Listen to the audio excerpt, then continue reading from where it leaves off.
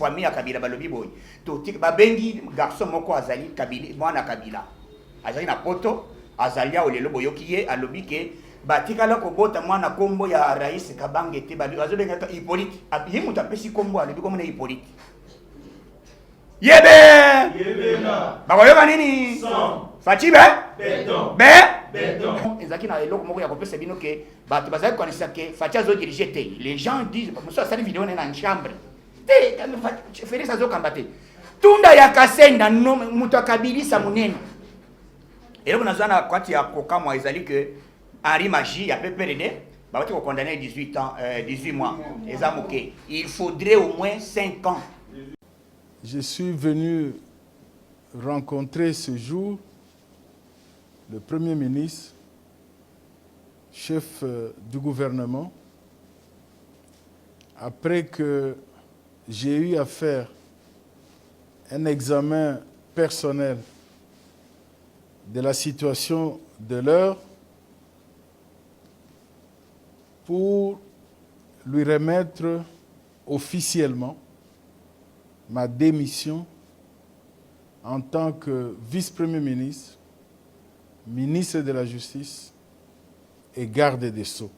Correcteur News TV, Awande correction, Yaba News tout. Donc Awande, on assure quoi. Suivez Correcteur News TV.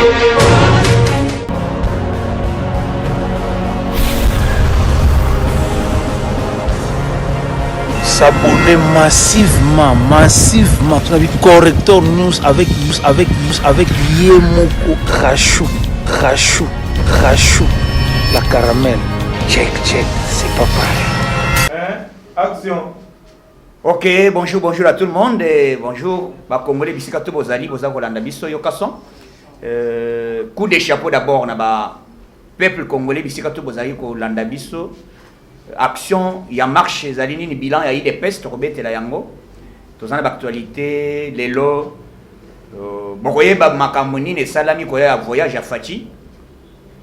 Nini salami après nangonga o dans 30 quelques minutes o ya zaiko benga yemei soi-disant il vient de démissionner puisque je suis venu rencontrer ce jour le Premier ministre, chef du gouvernement, après que j'ai eu à faire un examen personnel de la situation de l'heure pour lui remettre officiellement ma démission en tant que vice-premier ministre, ministre de la Justice et garde des Sceaux. Et à cette occasion pathétique,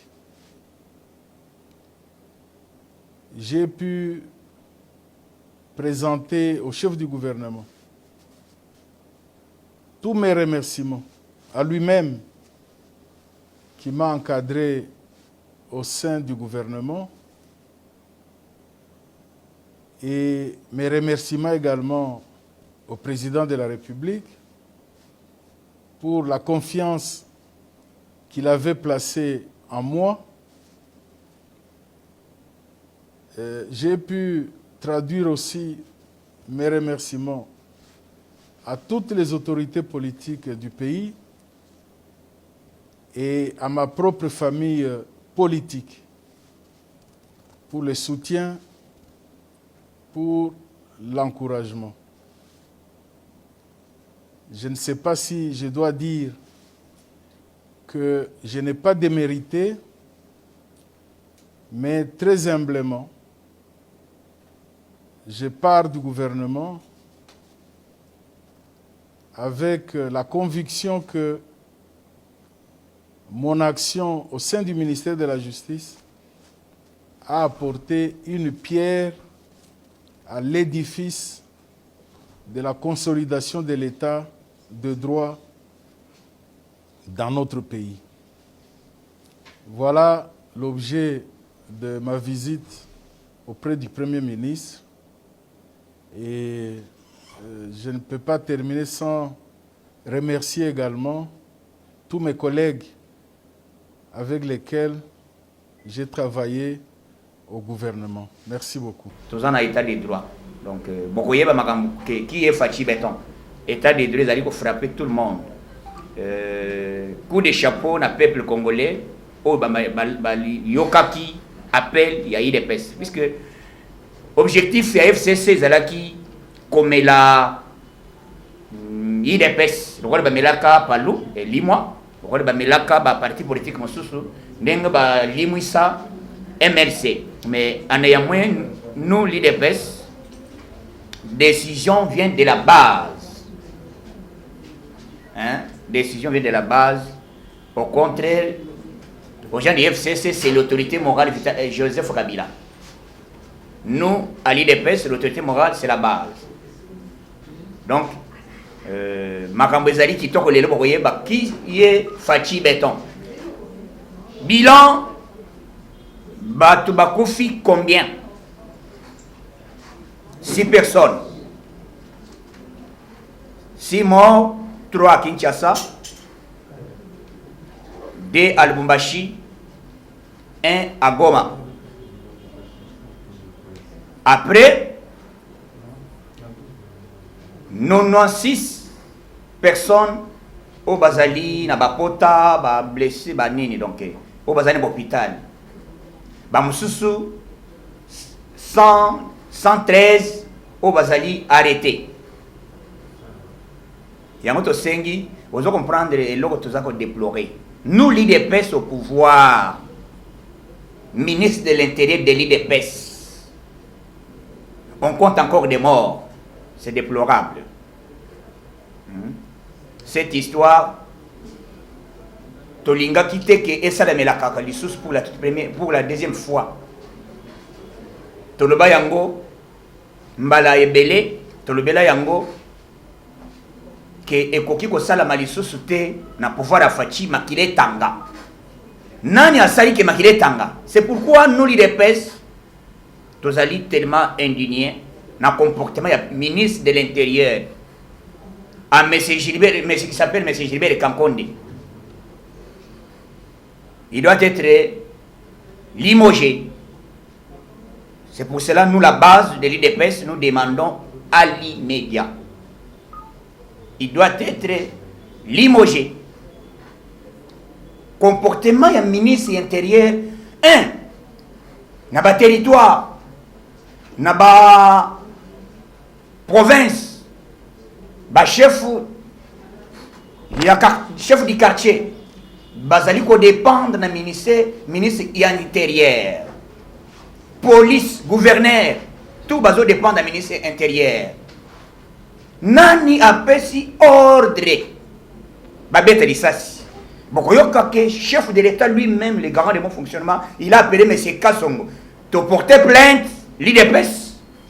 Tu portais plainte na Kassongo Silvano. Tu portais plainte na Mwana Masi Karine. Moussous na général commandant Bazala Ozare. Donc il faut permettre le bongo et ça la matéli wali sous na pouvoir ya Fachi. Ya moto zo yebisa bino FCC comme bino bozali ba provocateur. Ya masolo biso sikotoye. Toye donc masolo ezali kopela moto ndenge toza boye toko sala mosala à tout moment nan bolongo lokolo bolongo ni nanu rejet ya dossier ya monsieur oya seni nani Rosa Malonda, nan bolongoli était, ce qui n'a pas à tout moment, nous allons toujours descendre dans la rue pour revendiquer notre droit. Aujourd'hui, il y a des choses, oh, biso na web sabino que Congo ezalaki na makambo, oh, batba mesana, yam yeme ya yemsingai. Yeme ya yemsingai na chombo kete ko bangate. Yokason! Bakoyoka omokamate omokamate boye bakite politique ekomi elengi ya ndenge moko nano oyoka te soki oza mwana IDPS te mbalo bo changer identité changer identité tokomi elengi trop suka kokita Fachi c'est payé kiti politique ekomi elengi siko banani baboma bato depuis 2004 ti kobanda 2006 tina lelo banani basele ba crime À vous les comprendre. Donc, Batu Bazo Kangama en bloc. C'était hier, depuis 18h, l'atterrissage forcé. Une forte délégation des membres de ces pays. Est-ce que ces pays va y avoir colonne Massango na Congo? Vous savez que ces pays, bazana ba entreprise moko. Entreprise à ces pays zali kokanga. Congo combien entreprise ya ces pays ba yeko sala entrepreneuriat à Congo. Congo combien d'engue. Tout n'a ya kasende dans quelques minutes. Petit alongo musara. Alongo boulot. Quelques minutes au moins. En tout cas, j'ai rendu hommage au chef de l'État puisque d'avoir mes nommés, voilà. Mais tu avais dit que vous redémissionnez. Comment vous avez ministre en fonction? Ok, ne coupez ce message dans les médias que Yémei. Ministre en fonction, il y a justice. Au lobby que Yémei y a Yepsinga Kobangate. Yémei y a coupé ce message. Et puis Fatia Lobaki, na réunion, il est quand il va voyager. Lobaki, na linga là où tous les lobaoui. La FC Boy. Kende, l'ongola connexion, Kende ko benga Yémei, azon sona musara. Petit musala c'est la raté salmi. Puisque les Congolais basaki na ignorance, c'était Kabila Ndazo Kamba, Kabila zo diriger, oui. Kabila ya koyebisa ozongi sa tunda. Fatia lebi soki bino ngai na bino. Bolingi to kena milito tunda libanda. Yango biso moko biso nanu yide peste to s'attaquer d'abord na Gilbert Kankonde. Gilbert Kankonde aza ya yide peste. Ministre intérieur azalaka moto ya makila moto. Aux exemples, qu'est-ce que vous pouvez comprendre? Ministre intérieur, il y a eu des pestes, ordre, il y a des policiers, des ordres, des bêtes, des babouka, des batu, des kota, des pillés. Hein? C'est quelle histoire? Donc, les lots, les ont mis au point, il y a que na 30 minutes au tozolo bawa. Tout dans nini na bureau, il y a premier ministre. A aussi démissionné. Lobby, conseil des ministres de Koti, chef de l'État, a yebisi bande mususu. A lobby, nazaki un peu étonné na comportement na bino, oibo salaki. Comportement ya ke au moins tous un régime y a information. Non que régime y a autorisation. Dès leur peuple a s'abimi, la police aux alina objectif il y a qu'à protéger. Pour protéger le peuple ou à Sabini. Mais tant que vous avez commis bêta massasi. Nani a pesi ordre. Donc Karine Azana, tu as souvenir na mabe. Pour aussi à faire. Karine c'est quoi? Plein de biso zali ki baka na Karine akende boloko. Karinazo. Boyo kaso. Organise bakambo zaki makambo yeme ya lebi boka ngaite ozokindi. Pouvoir na biso et la sécurité.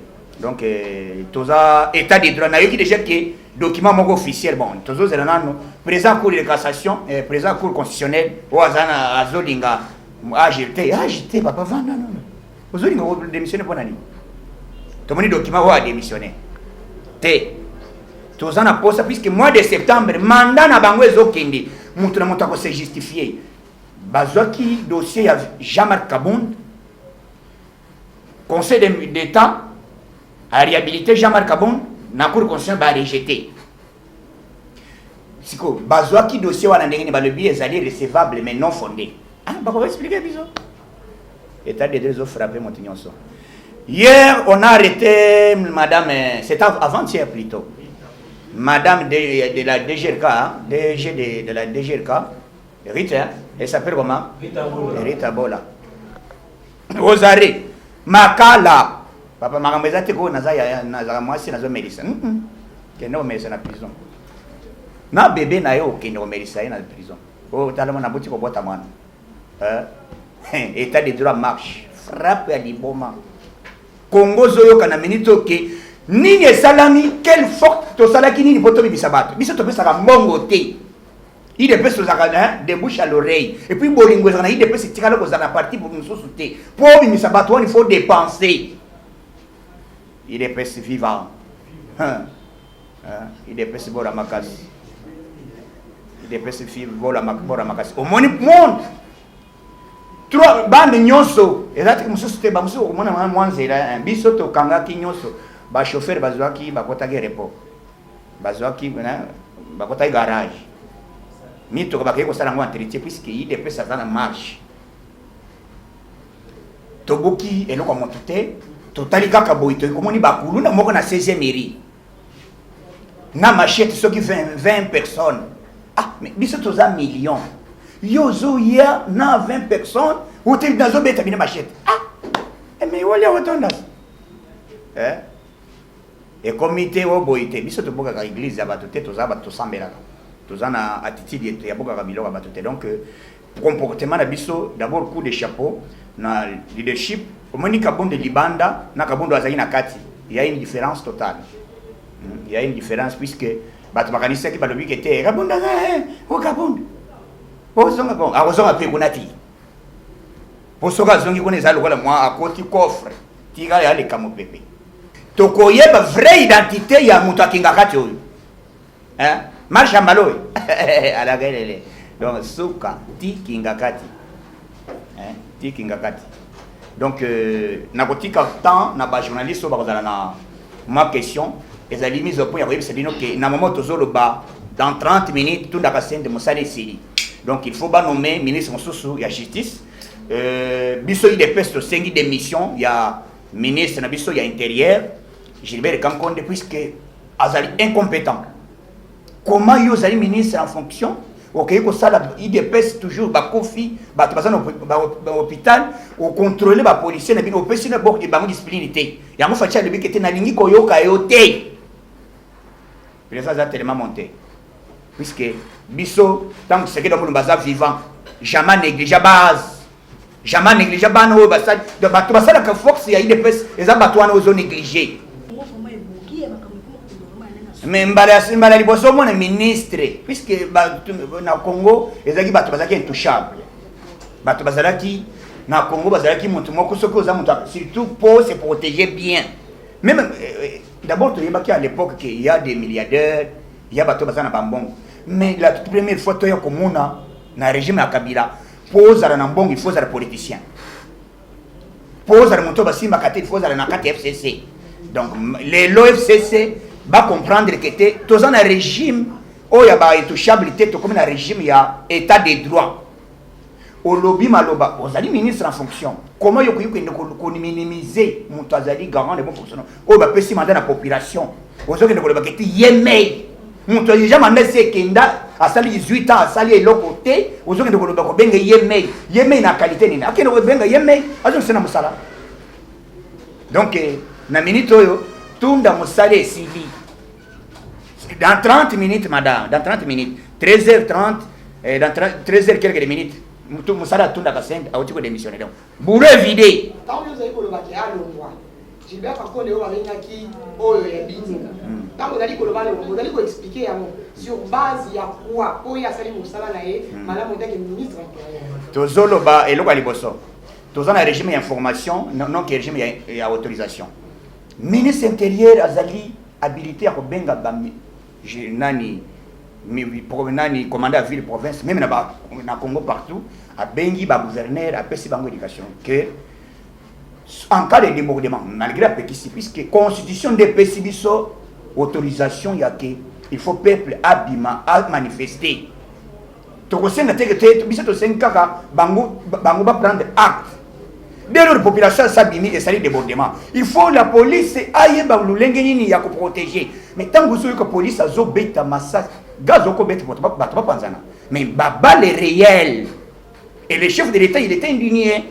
Et bon so qui va bengi molimbo Gilbert Kankonde atie mutu makasa bien ta koloma na isika wana. Tout ça il marche. Marche. Wana marche populaire. Visité à directement présent renommé. À renommé monsieur. À renommé est-ce que vous avez les autres ça sur le directeur. Oh les là c'est na boloko. Vous dire remplaçant et directeur, ils aura juste vice na yak après. Non, vice c'est les Cambona, ils ont un cas moko exceptionnel. Les ali kambote qui monte kufia watili balakutika poste en ville. Non. Bako nommé président, on nommé Moussou directement, bako remplacer. Donc ezali kamute ko bako zela. Na kati ya liste na biso, na kati ya IDPS, déclaration ezali déjà. IDPS parti au pouvoir, jusqu'à là, pas blessé, pas tout bazali à l'hôpital. Jusqu'à là, vous savez na bangoni parce que vous allez na ba preuve, il y a ba bazali à l'hôpital jusqu'à là bazali kolela, bazali mal soigné. Position tozali, biso to déjà ba tu as détourné mbongo den. Puisque FCC musana bango to uti ko kanga mbongo 50 millions. Na louf. Bakanga na ba paquet. To éviter nani asali eloko wana. Donc to éviter tozoyoka ke barimere za membre FCC. Membre FCC soki balebi shada soki nani. Donc mbongo na yeza kuna bakangi mbongo na conteneur 50 millions. Yango moni dollar izana kati ya circulation te au dollar mati. Oh mbongo za boy. Nyonso wana ezali à cause politique ya FCC. Yango na 5 pays encore chef de l'état garant de bon fonctionnement, il faut limoger gouverneur ya banque centrale. Dewo kasam dewo grâce soki nani kasam da. Alongwa il ne maîtrise absolument rien. Tala boy. Voilà au moins bit ya inauguration ya monument au basali ya Etienne Sekedi ezali ke bari pourtant to landana ba tracer dans l'hôpital to landana na makamba bibembe to yeba après ne to ya ko fêter to ya ko sali inauguration wana to ko iko arrêter na matanga to zolela to bima to fêter. Est-ce que vous avez na maman na seli ko bezati maman na mbalaka ya Thomson o banda olia. Oui. IDPS dans la 4 lettres pour définitivement IDPS union pour la démocratie. Et les progrès sociaux. IDPS possède la lettre parce que surtout la unité comme nous comme on va drapeau par république ya Kivu. To qui côté la démocratie bino mo sa dictature mon ko boy. Bo fini ka modra to qui dans social coup to peut aller soloter. Pourquoi bino IDPS beaucoup ça la vraiment. Biso IDPS. Première question. Social, et là, il faut social et bon. Ils ont 5 banzela. To bandi, to kei na gratuité enseignement au Moniango. Les a retourné. To libérer les prisonniers politiques. To libérer Ango. To sali makambo ebele o ezali déjà si diplomatie. Il dépêche to sali politique fachi à côté na inane. Oyoki baye ko dima. Roi Philippe. A lobi a sengi esquisse après 80 ans. Oui, l'équipe, batikala ko sala ngote. Donc, tout ça, les politiques, les lots policiers, militaires, azalaki chosifiés, non considérés dans le Congo. Mais tant que vous faites à côté à vie, valeur, après 6 militaires, après 6 policiers, à lobby, il faut salir dans le binoum. Batuo, ils sont dans la coalition, ils ont déjà politique, ils ont mené, ils ont étouffé, Makambo et tout ça. C'est pour cela qu'il y a des pestes au télémi, pour te barrer route, dans le bateau. Dans la minute où il y a qui Kivu, le président a bêtu et le conseil des ministres. Après ordre.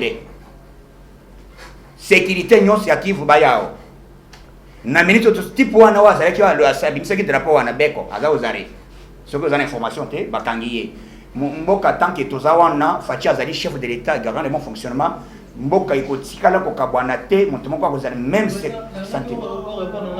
lettre pour la IDPS lettre de démocratie exactement démocratie ezali jusqu'à présent ceux qui FCC ça sali pour les besoins na bango on négocier le rôle partenaire posons dans la facilité bon est-ce que d'abord yo tango sala à l'époque à Kabila yo tingaki otambola ni otambola lelo mais il faut le bas yo linga otambola bongo te démocratie côté na mboka monde entier ndimi fachi sur le plan national international pas besoin de mater franga jonga za wapi azaki wapi Dieu me donne azaki wapi Moïse Katumbi azaki wapi Mbemba Jean-Pierre est-ce que vous avez information te Mbemba ba pimele pa Kabila na pouvoir na yala na ndako na bangote Mbemba Charman John Chibangu wapi bakondana ki azali banda te donc yo zoli ngato yebisa na ide peste bando yebisa ke moko oto salaki boy wana ezali makambo minene ezali ya kosala ezali ebele toza na kati ya processus synthèse nga ya soki ezali ke peuple congolais partout bisika bozali kolanda biso souci to yebisa ki bino ke l'ide peste mokolo ya kotelema bozali puisque bolobaki nga nazoloba na monoko na nga nalobaki bakoyoka son so bozali bolobaka ba petit oyo lelo boyoki nini mulunge nalobaki mulunge bayokaki nini mulunge donc tosalaki eloko oyo tozali wana tant que nanu FCC moi soki ezali ke FCC soki baretire nanu monsieur Yaseni oyo nani te osali malonda te biso tokokita biro toze l'Assemblée nationale alongola eloko wana babandela puisque malonda qui est malonda ezali bazali ko préparer na mois de septembre ababi ce projet de loi moko projet de loi wana yango nde créer pour que biso to voter ba député, to voter na ba sénateur. Après bango ba sénateur na ba député ba yeko voter chef de l'état. Donc bazana proposition moko ba ya ko sele loko wana Kabila zonga lisusu. C'est pour cela biso to aussi toza déjà ba fourchette ya mia. To yebeli yango. Yango to bimisi ko. To côté les matins à 10 minutes. Ce qui m'a bon à retirer le wana te. Mbala wo police ba kozala. To après ba côté to bimela te. To ko c'est itinéraire te. Macho to ko bimisa mbalo to ko c'est itinéraire te. To ko bima de gauche à droite. Donc bokola pa. Merci beaucoup ba Congolais nyos bozola na biso nzamba pambola bino occasion ezali que son ezaki na eloko moko ya kopesa bino que bato bazali connaître que Fatia zo diriger te. Les gens disent monsieur ça vidéo na en chambre te faire ça zo kambate tunda ya kasenda no muto akabilisa munene eloko nazana kwati ya kokamwa ezali que Henri Magie ya PPRD ba bati ko condamner 18 ans 18 mois ezamoke il faudrait au moins 5 ans. Puisque il y a outrage de chef de l'État là président bientôt bazobimisa il dit qu'à peine azobeta puisque famille à Kabila balobi boy to tik ba bengi garçon moko azali Kabila mwana Kabila azali na poto azali ya olelo boyokiye alobi ke batikala ko bota mwana kombo ya rais Kabange te balobi azobenga to Hippolyte api mutu apesi kombo alobi ko mona Hippolyte yebe na ba koyeba nini Fatibe beton beton son yango wana donc nyata bor to le ka tozawana actualité ko mele soko yoga santé o bela maladie. Merci beaucoup Nzamba pambola bino j'ai dit et je vous remercie bye bye. Correcteur News TV awande correction ya ba news tout donc awande on assure quoi suivez Correcteur News TV.